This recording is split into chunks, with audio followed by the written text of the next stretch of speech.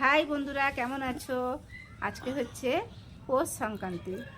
তো আজকে তো পিঠে খাওয়ার দিন। পিঠে তৈরি করে ঠাকুরকে দিতে হয় আমাদের, তো খোলা জ্বালতে হয়। তো সেগুলো করব আজকে। তো তোমাদের অল্প করে ব্লগ করে দেখাবো, মানে ছোটো মিনি ব্লগ। কেন করার জন্য তো অনেক টাইম লাগে, তো ফোনটা কে ধরবে জানি না, যতটুকু পারবো দেখাবো। তো চলো দেখা যাক। তো ওখানে নারকেল ভাঙাভাঙি চলছে। তো নারকেল ভেঙে নারকেলটাকে কোরানো হবে। তো ওই নারকেল কোরানো কমপ্লিট হয়ে গেছে। আর ওদিকে তোমার কড়া বসিয়ে দেওয়া হচ্ছে, নারকেল ভাজা হবে। আর ওদিকে খোলা পিঠে হবে কটা। তো খোলাটাকে আমি পুড়িয়ে নিয়েছি। তো অনেকে তেল দিয়ে করে, আমি ওটা তেল দিয়ে করি না। ওই যে নারকেলের খোসার যে গুঁড়োটা আছে না, ওটা দিয়ে ওটা পুড়িয়ে নিলে খুব ভালো হয়, পিঠেটা খুব ভালো ওঠে। তো এই যে চালের গুঁড়ি আর নুন দিয়ে ভালো করে মেখে নেওয়া হয়েছে গরম জল করে। তো এটাই খোলা পিঠে হবে। করে আমি এইগুলো দুধের মধ্যে ছাড়বো।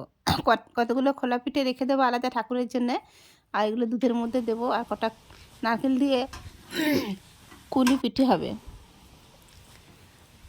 আর পায়েস পিঠে একসাথে দুধের মধ্যে ফোটাবো। হ্যাঁ, গোবিন্দভোগ চাল দেওয়া হবে। আর গোল গোল করে দেখছো, ওগুলো আমার ছেলে এই যে খোলা পিঠের মধ্যে দিয়ে দেওয়া হচ্ছে। আর ক্ষীর কদমের মতো মিষ্টি আমার ছেলে কটা তৈরি করে দুধের মধ্যে দিয়েছে। সব মানে অনেকগুলো পিঠের মধ্যে দুধের এবং চাল পিঠে পড়েছে ওর মধ্যে। তো একসাথে পায়েস পিঠে হয়ে গেল। তো এটা গোবিন্দকে দেওয়া হবে। উঁচু করে। তো যাই হোক, ছোটো করে মিনি ব্লগ করলাম। এই যে ক্ষীর কদম মিষ্টিটা ক্ষীর কদম বলছে, মা ক্ষীর কদম মিষ্টি হয়ে গেছে। তো যাই হোক, খুব মজা পাচ্ছে। তো ওই সবগুলো করছে, আমি একটু দেখিয়ে দিয়েছি। তার মধ্যে পার্লারে ক্লায়েন্ট এসেছিলো, তো ওখানে ছাড়তে গেছিলাম। তো ওটা কাজটা সেরে ওপরে এসেছি। তো মোটামুটি ছেলে অনেকটা কাজ আগিয়ে ফেলেছে, আর মিষ্টি দিয়ে দিয়েছে, হয়েও গেছে।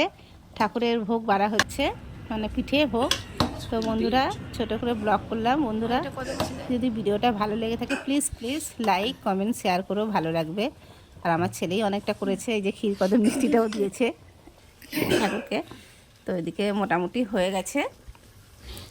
আর এদিকে এই যে পাটি সাপটা করেছি, ও করেছে কতগুলো ঠাকুরকে দেওয়ার জন্য, তারপর বাদ বাকি আমি করেছি। তো বন্ধু চলো, ভালো থেকো, টাটা।